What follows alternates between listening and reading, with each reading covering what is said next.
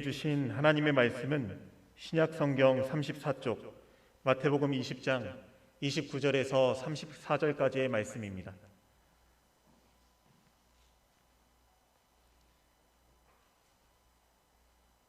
신약 성경 34쪽, 마태복음 20장 29절에서 34절까지의 말씀입니다.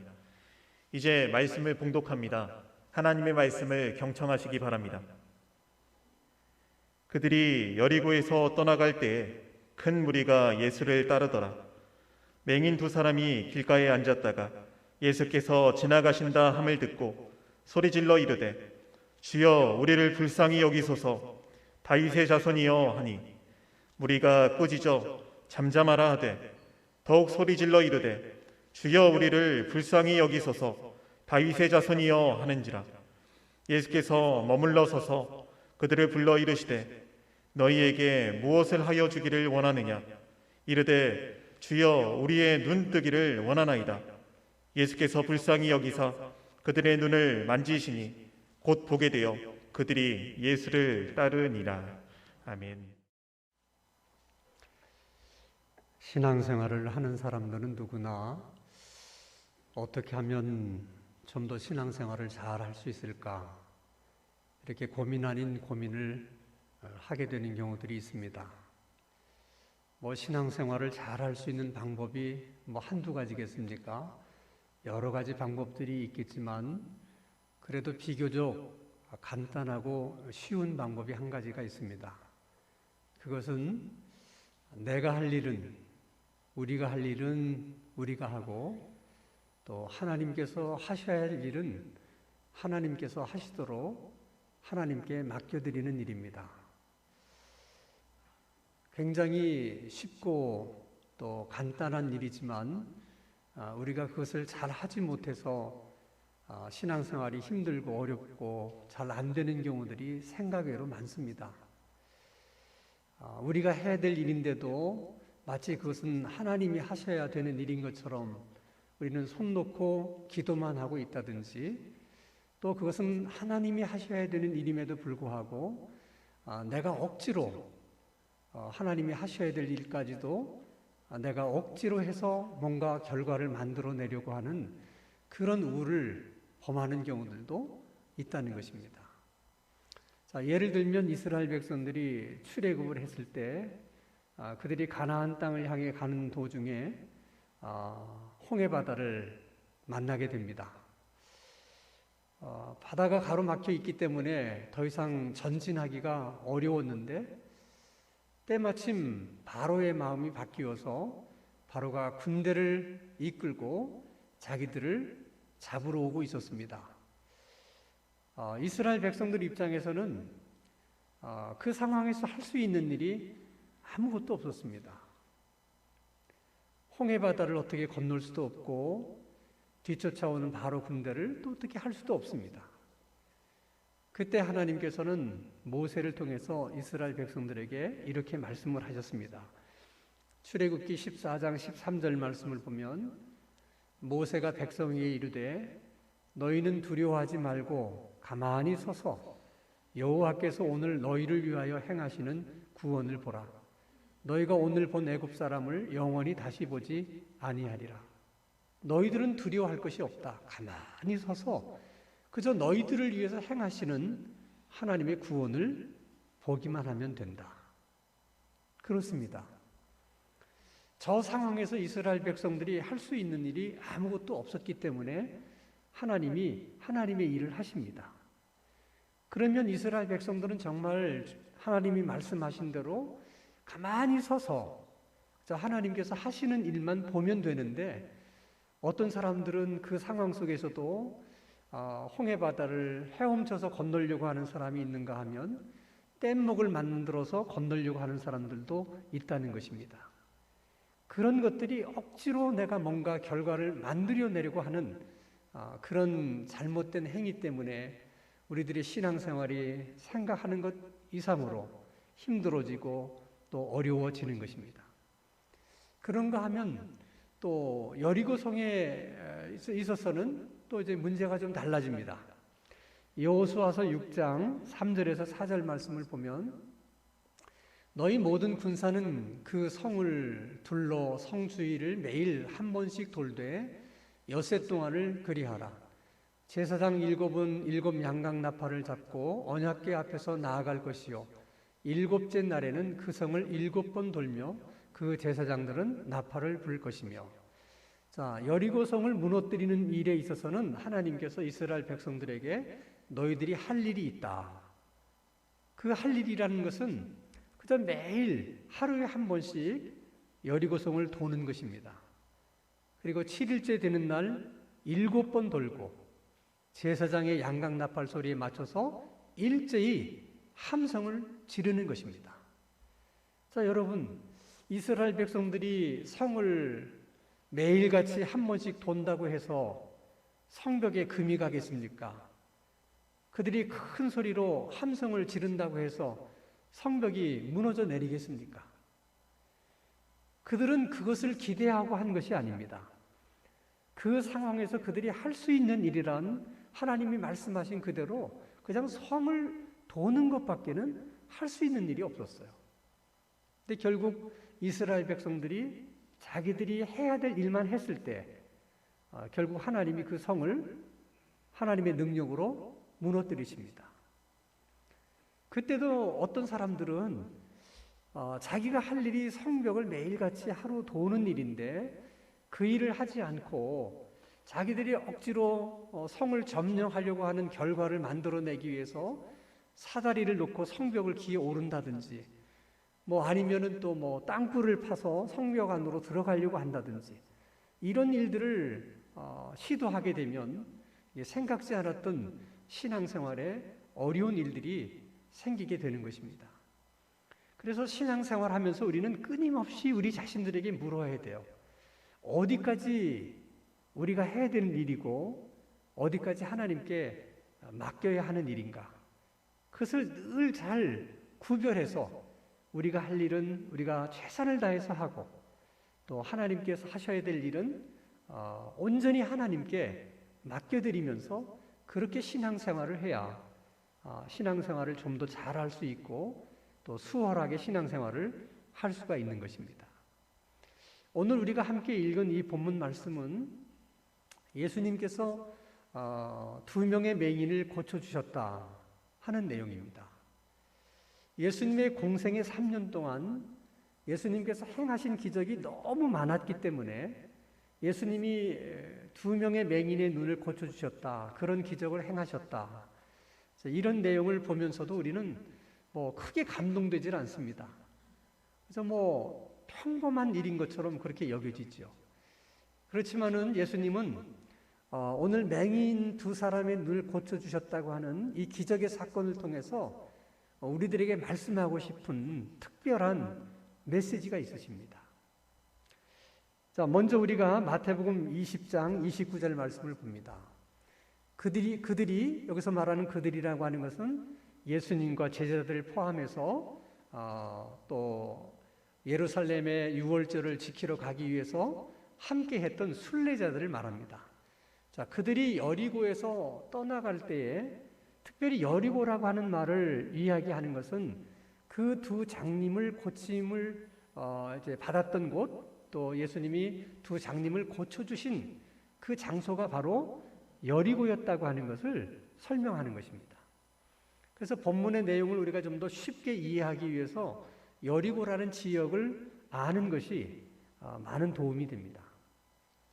자, 여리고라고 하는 이 지역은 여호수아가 이스라엘 백성들을 이끌고 하나님의 약속의 땅으로 진입할 때 지금 요르단 쪽에 있는 요단강을 건너서 여리고로 진입을 합니다. 그러니까 이스라엘 백성들이 하나님이 약속하신 땅을 가장 먼저 밟은 곳이 바로 여리고 땅입니다. 그리고 여리고는 해수면으로부터 250m나 낮은 곳에 위치하고 있어요. 그래서 사계절이 항상 날씨가 따뜻하고 온화합니다. 게다가 물도 많고 토양이 좋아서 농사도 잘 되지만은 이스라엘 사람들이 즐겨 먹는 많은 과일들이 여리고에서 생산이 됩니다. 그 덕분에 여리고는 이스라엘의 어느 도시보다도 부유한 도시 중에 하나입니다. 그렇기 때문에 다른 사람에게 구걸을 해서 먹고 살아야 되는 맹인들의 입장에서는 여리고만한 장소가 없어요. 그 정도 좋은 지역이 없는 것입니다. 게다가 이스라엘의 3대 절기인 유월절, 초막절, 오순절과 같은 절기가 되면 이스라엘의 성인 남자들은 의무적으로 예루살렘에서 그 절기를 지켜야 합니다. 그럴 때 북쪽에 있는 갈릴리 지역의 사람들은 예수님처럼 요단강을 건너서 여리고를 통과해서 예루살렘으로 넘어갑니다. 그래서 그런 절기가 되면 여리고는 많은 순례객들로 이제 가득 차게 되는 것입니다. 그 순례객들이 가장 큰 신앙의 덕목으로 여기는 것이 구제하는 일이에요. 그런 의미에서 이제 구걸해서 먹고 살아야 되는 맹인들의 입장에서는 그런 절기가 오면 우리말로 대목입니다. 그때가 이제 수입이 가장 좋은 때라고 볼 수가 있습니다. 그런데 오늘 본문에 그들이 여리고를 떠날 때라는 말로 시작이 됩니다. 그 말은 갈릴리에서 출발한 예수님과 제자들이 여리고에서 하룻밤을 묵고 여리고를 떠난다는 말씀인지, 아니면 그냥 여리고에서 숙박하지 않고 그냥 지나치면서 여리고를 떠났다는 말씀인지, 그것은 정확하지는 않지만은, 그러나 예수님이 예루살렘에 가기 위한 그 일정을 보면 굉장히 빠듯한 일정 속에서 지금 움직이고 있다고 하는 것을 우리가 알게 됩니다. 그 이유는 예루살렘에서 유월절을 보내려고 하는 사람들은 최소한 5일 전에 예루살렘에 도착을 해야 됩니다. 그 이유는 그 유월절에 하나님께 드릴 그 제물이 흠이 있는지 없는지를 판별받기 위해서 최소한 4일 전까지는 판별을 받아야 되기 때문에 5일 전에 예루살렘에 도착을 해야 되는 것입니다. 자, 우리가 잘 아는 것처럼 예수님께서 주일날 예루살렘에 입성을 하시죠. 그래서 그날을 우리가 종료주일이라고 부릅니다. 그러면 주일날 입성을 해서 월요일, 화요일, 수요일, 목요일 지나고 금요일날 이제 십자가에 못 박혀 돌아가시는 것이죠. 자, 여리고에서 예루살렘까지는 하루길입니다. 하루 걸어서 갈 수 있는 길이거든요. 그런 것을 감안해 보면 지금 예수님이 예루살렘에 도착해야 되는 일정이 굉장히 빠듯한 것이죠. 지금 그런 상황 속에서 예수님이 지금 두 맹인을 만났다고 하는 것을 지금 성경이 말씀하고 있는 것입니다. 자, 마태복음 20장 30절 말씀을 보면 맹인 두 사람이 길가에 앉았다가 예수께서 지나가신다 함을 듣고 소리질러 이르되 주여 우리를 불쌍히 여기소서 다윗의 자손이요 하니. 저 말씀을 보면서 우리가 자, 맹인 두 사람이 길가에 앉았다가, 그거는 뭐 우리가 이해가 되죠. 아마도 구걸하기 위해서 아마 길가에 앉아 있는 것일 것이다. 뭐 그것을 이해하는 데는 어려움이 없어요. 그런데 주님께서 지나가신다는 말을 듣자마자 주여 우리를 불쌍히 여기소서 다윗의 자손이요, 어떻게 이렇게 즉각적으로 반응할 수가 있었느냐는 거죠. 마치 그날을 기다리고 준비했던 사람들처럼, 마치 그 순간이 있을 거라고 예측이라도 한 사람인 것처럼 어떻게 그렇게 즉각적인 반응을 보일 수가 있었냐는 거예요.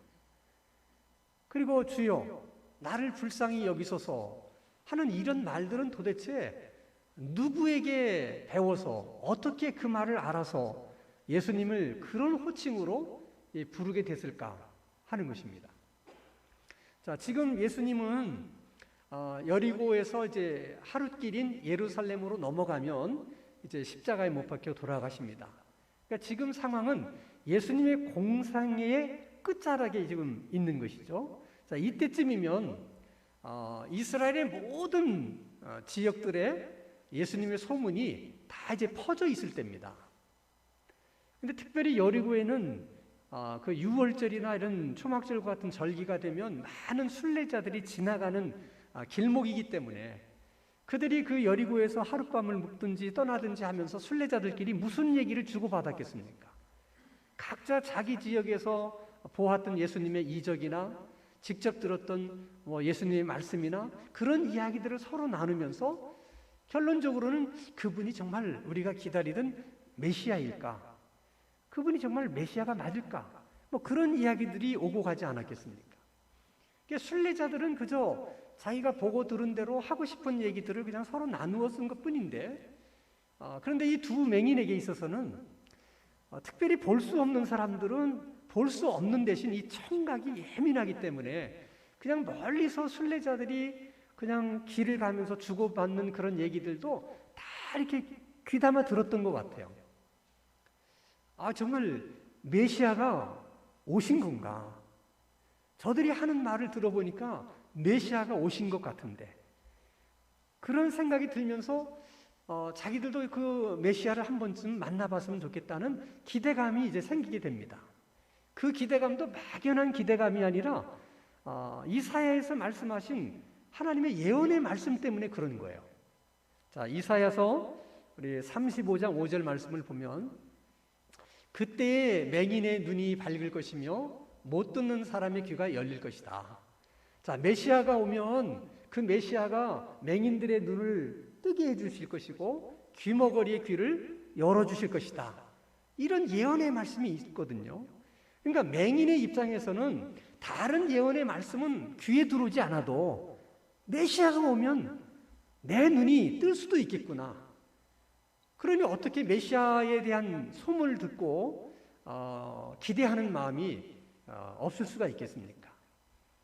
그래서 항상 마음속에 자기에도 그런 날이 온다면 얼마나 좋을까? 그런 날이 참 왔으면 좋겠다. 이런 바람 속에 있다가 예수님이 지나간다는 소리를 듣는 순간 즉각적으로 반응할 수가 있었던 것입니다. 자, 주여 나를 불쌍히 여기소서 하는 이 말은 순례자들이 예루살렘을 향해 걸어가면서 우리가 노래하듯이 이렇게 찬송하듯이 이렇게 불렀던 하나의 이제 찬송 시예요.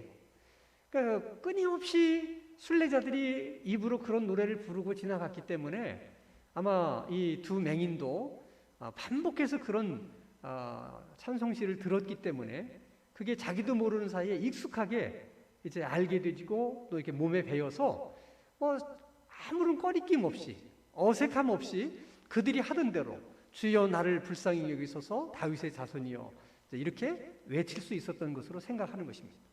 자, 근데 문제는 이 두 맹인이 정말 간절한 마음으로 주님을 불렀는데 예수님은 아무런 반응을 보이지 않았다는 것입니다. 뿐만 아니라 많은 순례객들은 그 맹인에게 이렇게 말합니다. 꾸짖어서 잠잠하라. 우리식으로 얘기하면 제발 좀 입 닥쳐라. 이렇게 이제 압박하는 것입니다.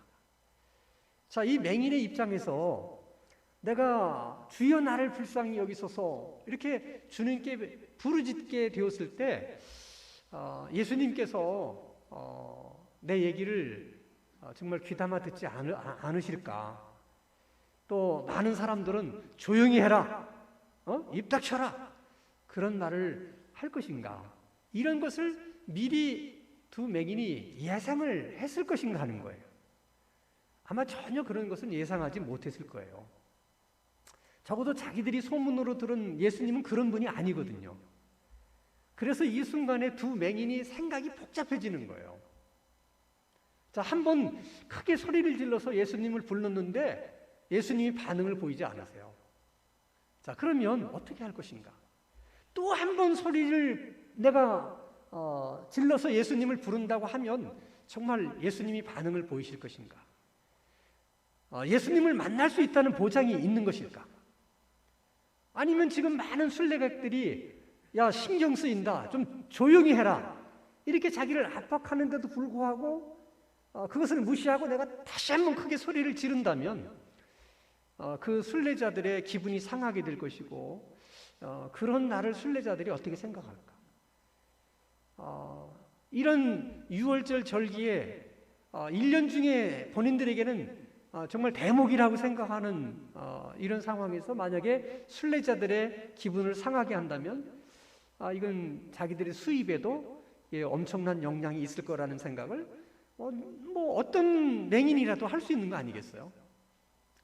그렇기 때문에 여러 가지 생각이 복잡했을 거예요. 이렇게도 생각해보고 저렇게도 재보고. 그러나 만약 이 맹인들이 뭐 요리조리 생각해보고 요리조리 재보고 뭐 이렇게 했더라면 아마도 그 스토리는 거기서 끝났을 것입니다. 근데 그 맹인들은 그 문제를 놓고 막 이렇게 저렇게 생각하고 뭐 재보고 그러지 않았다는 거예요.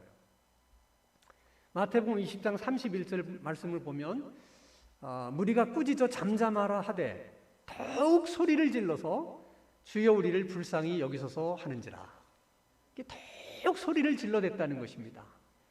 물론 간절했기 때문에 그럴 수도 있지만은 그들 생각에 이 상황에서 우리가 할 수 있는 일이란 이거밖에 없다. 우리가 할 수 있는 일은 우리가 최선을 다해서 주님을 부르는 것이다. 그래서 더욱 소리를 질러서 주님을 부른 거예요. 맹인들의 입장에서는 자기들이 할 수 있는 일에 대해서 최선을 다한 것입니다. 자, 그랬을 때 어떤 일이 일어났느냐 하는 것이죠. 마태복음 20장 32절입니다. 예수께서 머물러 서서 그들을 불러 이르시되 너희에게 무엇을 하여 주기를 원하느냐. 세 가지를 하시죠. 일단 여리고를 떠나서 예루살렘으로 향하던 발걸음을 멈춰 서십니다. 그리고 그를 부르라고 얘기합니다. 그리고 질문하죠. 뭘 원하느냐. 세 가지를 합니다.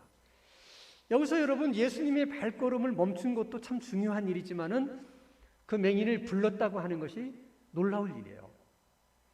그 맹인들은 눈을 볼 수가 없었기 때문에 예수님이 부르지 않으면 절대로 예수님 앞에 갈 수가 없는 사람들이에요. 게다가 많은 사람들이 꾸짖어 잠잠하라고 말하는 상황 속에서 예수님이 부르지도 않았는데 어떻게 예수님에게 갈 수가 있겠습니까? 그 맹인들의 입장에서는 예수님이 자기들을 불러주었다고 하는 것만큼 큰 은혜가 없는 거예요. 사실 그렇습니다, 여러분. 우리들은 이렇게 주님 앞에 예배드리러 나올 때 우리들은 그저 그냥 우리 생각으로 나가고 싶어서 내가 나간 것이고 그냥 내 발로 걸어서 온 것이라고 생각하기 때문에 이렇게 나와 앉아 있는 것에 대한 감동이 없고 또 감사도 없는 거예요. 근데 여러분 정말 영적인 관점에서 보면 주님이 부르지 않았는데 어떻게 주님 앞에 나올 수 있는 사람이 있겠어요? 주님이 우리를 불러주셨기 때문에 우리가 이 자리에 나와 앉아 있는 것입니다. 이게 얼마나 하나님의 큰 은총이고 하나님의 은혜인지 몰라요. 그래서 우리가 늘 나와서 예배를 드릴 때마다 늘 그렇게 기도해야 됩니다. 하나님, 주일이면 제가 주님 앞에 나가서 예배할 수 있도록 저를 불러주세요. 주님이 불러주지 않으시면 제가 갈 수가 없습니다. 그런 간절한 바람이 있어야 돼요. 사실 바디메오를 예수님이 부르셨다고 하는 이 장면에 정말 깊이 공감하는 한 분이 계셨어요. 파니 크로스비라고 유명한 시인이면서 이분도 맹인이세요. 근데 이분이 찬송가를 많이 작사를 했는데 이때 그 맹인의 심정으로 찬송가를 작사한 것이 우리가 부른 찬송 279장이에요. 인애하신 구세주여 내가 비오니 죄인 오라 하실 때에 날 부르소서. 주님이 불러주지 않으시면 제가 주님 앞에 갈 수가 없습니다. 주님, 저는 주님 앞에 가고 싶습니다. 그러니 저를 불러주십시오. 그렇게 찬송을 만든 거예요. 정말 여러분, 우리가 주님 앞에 나올 수 있다는 것이 얼마나 큰 은총인지 모릅니다. 주님 앞에 온 두 맹인에게 예수님이 묻습니다. 내가 너에게 무엇을 해주기를 원하느냐? 자, 언뜻 생각하면 아니 눈먼 사람이 주님 앞에 나왔는데 그가 뭐 때문에 나왔는지 뭐 꼭 물어봐야 되겠느냐? 우리는 그렇게 생각하잖아요. 그러나 꼭 그렇지 않아요. 그렇지 않을 수가 있어요.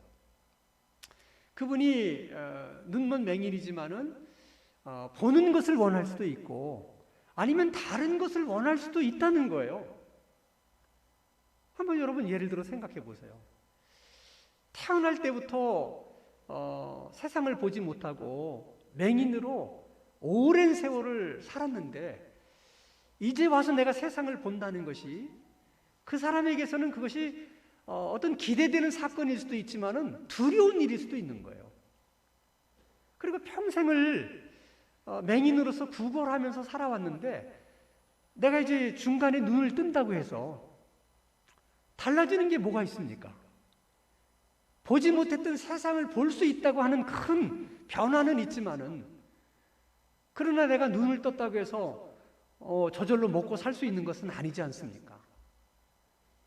그래도 장님이 있을 때는 구걸해서 얼마든지 먹고 살았는데 오히려 그 생활이 더 편안하고 또 익숙하게 여긴 일이기 때문에 꼭 뭐 보는 것을 원하지 않을 수도 있었다는 거죠.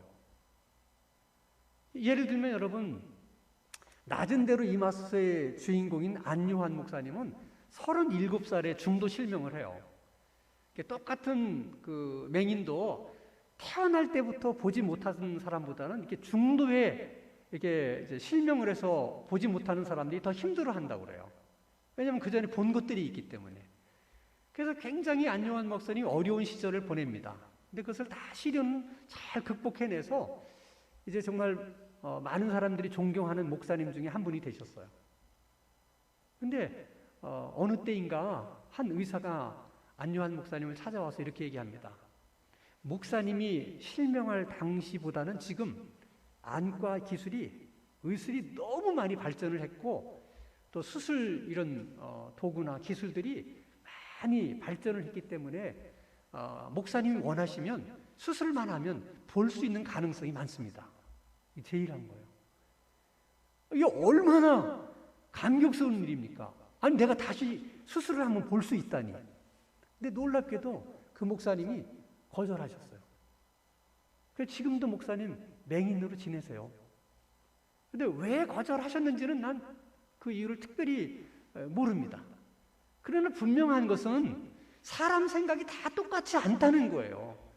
근데 우리들은 마치 우리들의 생각이 옳은 것처럼 생각하는 거죠. 아니 뭐 장님이면 당연히 맹인이면 뭐 보기를 원하겠지 이렇게 생각하는데 꼭 그렇지 않을 수도 있다는 것입니다. 그래서 예수님이 일단은 질문하는 거예요. 내가 뭘 해줬으면 좋겠느냐 질문을 합니다. 근데 그때 제가 보기를 원합니다. 이렇게 고백을 하죠. 어쩌면 또 예수님이 뭐 이 사람이 보기를 원한다고 하는 것을 또 알 수 있을 수도 있습니다. 그러나 예수님께서 네가 보기를 원하느냐? 그러면 그것을 네 입으로 직접 말해봐라. 마음으로만 담고 있는 거하고 자기 입으로 말하는 거하고는 이게 또 큰 차이가 있는 거예요. 입으로 고백한다. 입으로 시인한다는 그 자체가 믿음이거든요. 그래서 로마서 10장 10절에도 마음으로 믿어 의에 이르고 입으로 시인하여 구원에 이르느니라. 시인하는 것이 믿음이고 고백하는 것이 믿음이에요. 그러니까 주님은 이 맹인들에게 믿음을 원하시는 거예요. 나는 네 믿음을 보고 싶다는 거예요. 그래서 보기를 원하나이다. 자, 그래서 일어난 일이 마태복음 20장 34절이에요. 예수께서 불쌍히 여기사 그들의 눈을 만지시니 곧 보게 되어 그들이 예수를 따르니라. 자, 두 맹인은 자기들이 할 수 있는 일만 했어요. 주여, 우리를 불쌍히 여기소서. 그 일에만 최선을 다했어요. 그랬더니 예수님이 하실 일을 하신 겁니다. 그래서 두 사람의 눈을 뜨게 해주세요. 사실 그때의 상황은 예수님이 그런 기적을 행하실 만큼 마음의 여유가 있었던 것이 아니에요. 여러분, 예수님께서 겟세마네 동산에서 기도하신 내용을 아시잖아요. 아버지, 할 수만 있다면 이 잔을 내게서 옮기시옵소서. 그러나 아버지의 내 뜻대로 하지 마시고 아버지의 뜻대로 하시옵소서.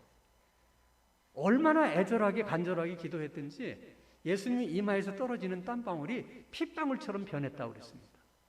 그러니까 예수님에게도 이 십자가는 아주 버거운 문제인 것이에요. 그러니까 지금 이 여리고만 벗어나면 예루살렘이에요. 그리고 십자가예요. 예수님이 다른 것을 생각할 여유가 없는 거예요. 그런 마음의 여유가 없는 거예요. 그런 상황에서도 예수님께서 자기가 할 수 있는 일에 최선을 다하고 주님께 모든 것을 맡긴 사람을 외면하지 않으세요. 인자가 온 것은 섬김을 받으려 함이 아니라 도리어 섬기려 하고 많은 사람의 대속물로 주려 함이라. 이 말씀처럼 공생의 끝자락에 예수님이 이 두 맹인을 섬겨주십니다. 그래서 이 두 맹인은 정말 예수님의 생애 끝자락에 예수님께 섬김받은 사람들이 됐어요. 그리고 더 놀라운 사실은 이 맹인이 왜 그처럼 보기를 원했을까? 우리 생각에는 아니 못 보던 세상을 다시 볼 수 있는데 그럼 뭐 보고 싶지 않았겠나? 우리가 그렇게 생각하지만은 꼭 그렇지만은 않아요. 왜냐하면 예수님께서 그 두 눈을 만져서 눈을 보게 되니까 맹인이 즉시 예수님을 따랐다. 성경은 지금 그렇게 얘기를 합니다. 여러분 한번 생각해 보세요. 한 번도 보지 못한 세상을 눈을 뜨면서 보게 됐습니다. 그러면 보고 싶은 것이 한 가지 뿐이겠어요? 하늘도 보고 싶고 땅도 보고 싶고 꽃도 보고 싶고 나무도 봐야 돼, 사람들도 봐야 되고 자기를 낳아주신 부모님도 보고 싶고 보고 싶은 것들이 얼마나 많이 있겠습니까? 근데 어떻게 즉시 예수님을 그냥 따라 나설 수 있습니까? 그걸 보면 이 맹인은 단순히 세상을 보고 싶어서 눈뜨기를 원합니다. 그렇게 말하는 것이 아니라 자기가 소문으로 듣고 있었던 메시아, 그 메시아가 지금 오셨다면 그 메시아가 어떤 분인지를 보고 싶었던 거예요. 그래서 눈을 뜨자마자 주님을 보고 이분이 메시아구나. 조금도 지체하지 않고 예수님을 따라 나선 것입니다. 자, 그렇게 보면 하나님의 십계명은 나름대로 잘 지켰지만은 재물이 많아서 번민하고 돌아갔던 젊은 청년, 정말 예수님이 메시아라는 것을 알았다면 재물이 많은 것 그 이유 하나 때문에 돌아갈 수가 있었을까? 율법에 대해서 그 누구보다도 잘한다고 하는 서기관과 바리새인들이 정말 예수님을 메시아로 알았더라면 그렇게 예수님을 비난할 수가 있었을까? 주는 그리스도요 살아계신 하나님의 아들이십니다. 베드로가 그렇게 신앙 고백을 했고 다른 제자들도 다 그렇게 신앙 고백을 했습니다. 자, 예수님이 메시아라고 자기들의 입으로 고백했지만 그들은 그 메시아를 자기 생각대로 생각했고 자기가 믿고 싶은 대로 그 메시아를 믿었어요. 그렇지 않고서 어떻게 주님의 나라가 이루어질 때 좌편의 자리와 우편의 자리는 저에게 주십시오. 그런 얘기를 할 수가 있겠습니까? 그래서 예수님은 이 두 맹인을 고치면서 그 주위 사람들에게 그리고 오늘 우리들에게 말하는 거예요. 정말 보지 못하는 맹인이 누구냐는 거예요. 그래서 여러분 우리가 신앙생활을 하면서 해야 될 것도 많고 또 할 수 있는 일도 많지만은 비교적 우리가 쉽고 간단한 일 중에 하나는 주님 나를 불쌍히 여겨주십시오. 주님 나를 긍휼히 여겨주십시오 라고 하나님께 구하는 거예요. 사실 우리 중에 주님의 긍휼함 없이 살아갈 수 있는 사람이 누가 있습니까? 우리 삶에 주님의 긍휼함이 필요치 않는 사람이 누가 있습니까? 단지 모를 뿐입니다.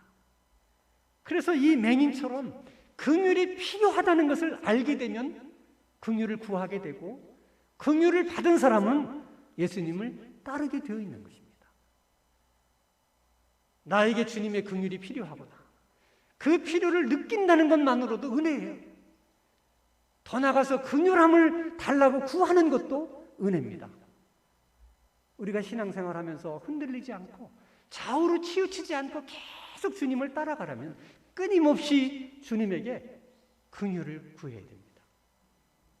그래서 교회 역사적으로 보면 이 맹인이 한 이 말, 순례자들이 하나님의 성전이 있는 예루살렘을 향해서 걸어가면서 불렀던 이 찬송시를 기도문으로 바꿔서 기도해오고 있어요.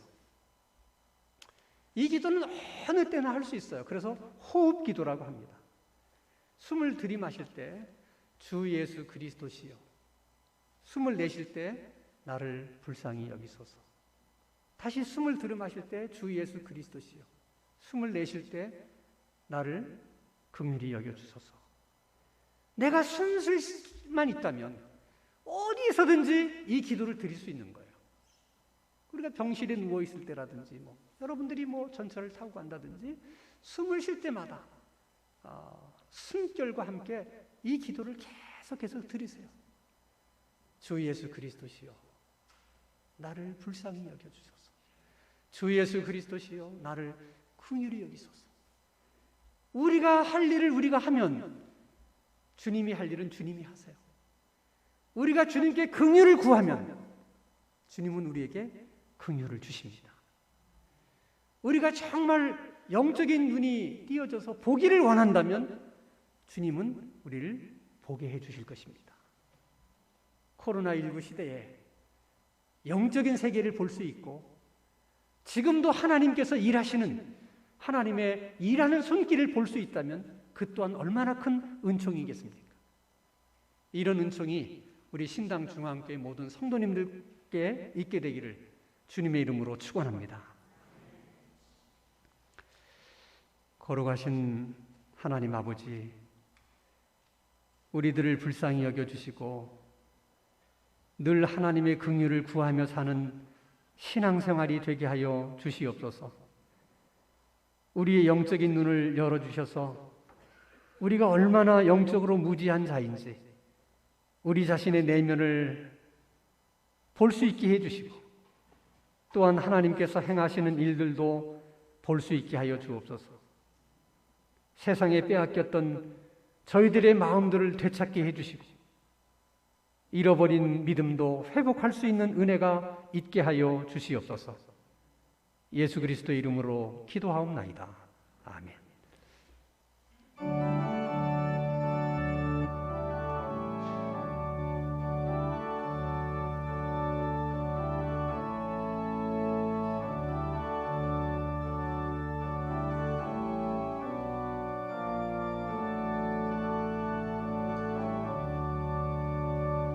내 모든 시험 무거운 짐을 주 예수 앞에 아뢰이면 근심에 쌓인 날 돌아보사 내 근심 모두 맡으시네.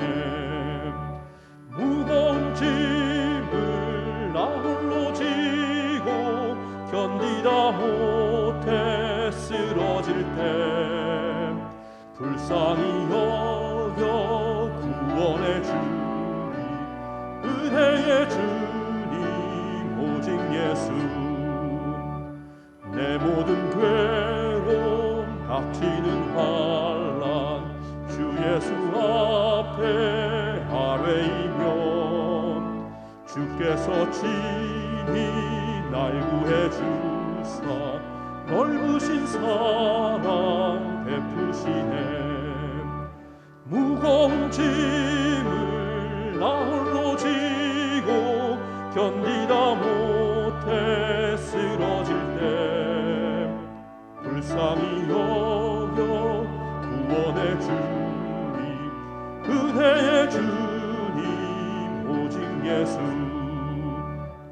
내 짐이 점점 무거워질 때 주 예수 앞에 아뢰이면 주께서 친히 날 구해 주사 내 대신 짐을 져주시네. 무거운 짐을 나 홀로 지고 견디다 못해 쓰러질 때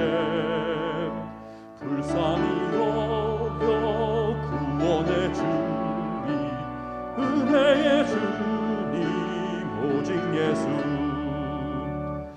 마음의 시험 무서운 죄를 주 예수 앞에 아뢰이면 예수는 나의 능력이 되사 세상을 이길 힘 주시네 무거운 짐을 나홀로 지고 견디다 못해 쓰러질 때 불쌍히 여겨 구원의 주님 은혜의 주님 오직 예수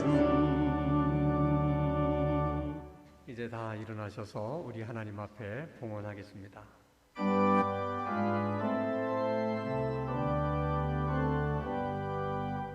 나의 생명 드리니 주여 받아주셔서 세상 살아갈 동안 찬송하게 하소서.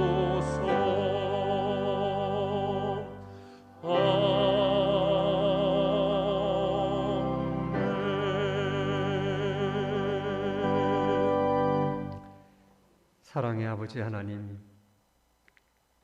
여인이 어찌 그 젖 먹는 자식을 잊겠느냐? 그들은 혹시 잊을지라도 나는 너를 잊지 아니할 것이니라. 말씀하신 하나님의 말씀을 저희들은 믿습니다. 하나님께서 침묵하고 계신 것 같은 때가 하나님께 더 가까이 가야 할 때임을 알게 해주시고, 버림을 받은 것 같은 느낌이 들 때가 하나님께 더 매달려야 할 때임을 깨닫게 되는 은혜를 주시옵소서. 변함없으신 하나님의 사랑을 찬송하며 저희들의 감사의 예물을 하나님께 올려드립니다. 믿음으로 드리는 이 모든 예물들을 하나님 기쁘게 연락하여 주시옵소서. 예수 그리스도의 이름으로 기도하옵나이다.